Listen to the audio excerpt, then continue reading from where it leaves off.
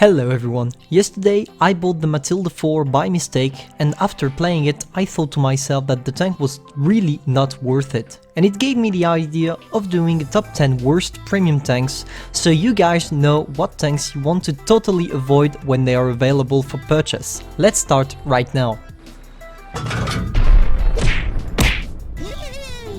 The AC4 Sentinel is tier 6 British medium tank. The main problem I have with this tank is that its brother, the Cromwell B, or even the Cromwell, does the same job but clearly better. With the Cromwell you have a better gun depression, a better mobility, clearly a better tank. The Sentinel has some troll armor, but that's clearly not enough to make it a good premium tank.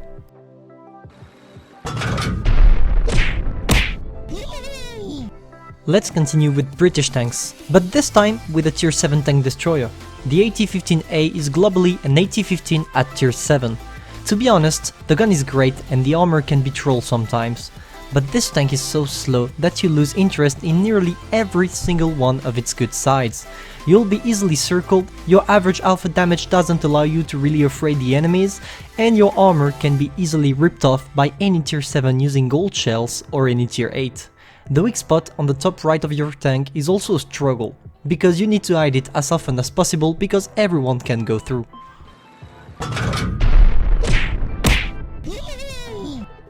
A lot of British premium tanks suck, I have to admit. This time we are looking at a tier 6 heavy one. Usually a slow tank means a well armored one. Well, for the Churchill MK6 this rule doesn't apply.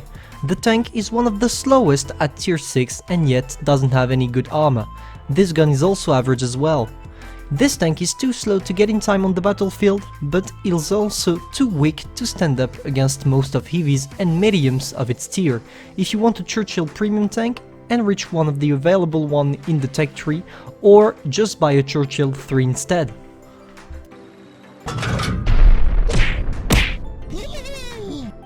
I'm pretty sure you all know the Matilda, this tier 4 British heavy tank which is so armored that nearly everyone at tier 4 struggled to penetrate it, right? Well, some idiots thought it would be nice to add another one at tier 5, but with the exact same armor as the tier 4. It means you have a tier 5 tanks with a tier 4 armor, which is quite not enough to be able to bounce everything. But as you also have nearly the same engine, you're also slow as hell. Basically, you become a huge target for your enemies. Plus, the gun is really horrific, truly one of the tank to avoid the most.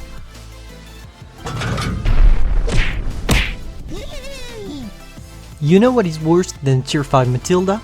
And another one, but Russian this time. That's exactly the point of the Matilda Fall. You have the same problems than the Matilda Black Prince, but you also have a shitty gun to complete the triangle of defeat, composed by the lack of mobility, the lack of armor, and a correct gun.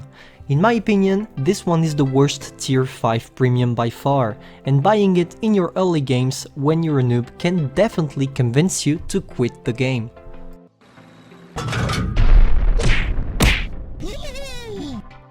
Let's level up the tiers. What you are seeing right now is the Panzer 58 Muts, a tier 8 German medium tank. The tank has two main problems. The first one is the total lack of armor, not allowing you to sneak or hurl down. That's pretty normal for the majority of mediums, right? Well, yes, but at least the other mediums have a decent mobility, which is clearly not the case of the Muts. Your mobility is not aligned on your light armor, making it really difficult to be efficient in battle.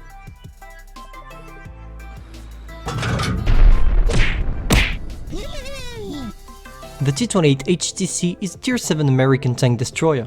It had been buffed recently in the 5.9 update, but I'll base my experience on the tank before its buff. But you can already think that if it received a buff, it means the tank was bad before. Well, that was the case, as the only advantage of the T-28 was its gun arc, as the reload was too slow for the alpha and the mobility was horrific. It's basically a tier 7 tier 95, but without the big derpy gun. It's a struggle, and the only reason you want to have this tank in your garage is because you are a fellow patriot or because you're masochist.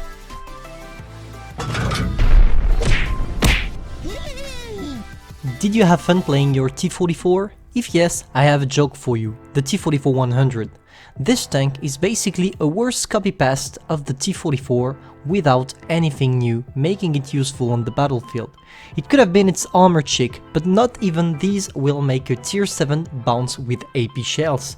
This tank is really in paper, without a good mobility, and is definitely not representative of the already famous and incredible T-44.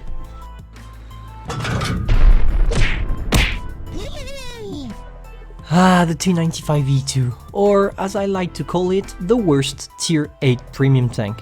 This tank has nothing for itself. The turret armor is bad, but they also had a huge cupola on it to make it obvious that if we don't want to risk the paper frontal armor of the turret, we can still go for the cupola, and that's exactly the problem of this tank. You have a great gun depression, and every American tank ever is made to use this gun depression as its advantage. But here it's impossible because of the idiot cancer you have on top of the turret, yay! If you ever see this tank in the shop, just run without turning back.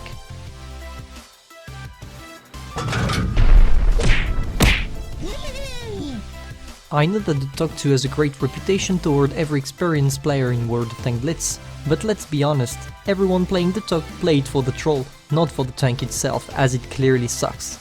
The only good point is the number of HP. You don't have armor, you only go at 14 km per hour, and you are huge. You are about the size of the World War I boat, which makes it hard for you to join the battlefield in time or even being able to bounce and win a 1 vs 1 situation against any other tier 6 tank. This stop is now over. Feel free to subscribe, like and share, and give me your opinion on this stop in the comments, because as you know, this is subjective, it's only my opinion and yours can be totally different, so I would like to talk about it in comments. So don't forget, you're not here to be better, but to be the best. Pantouf, over.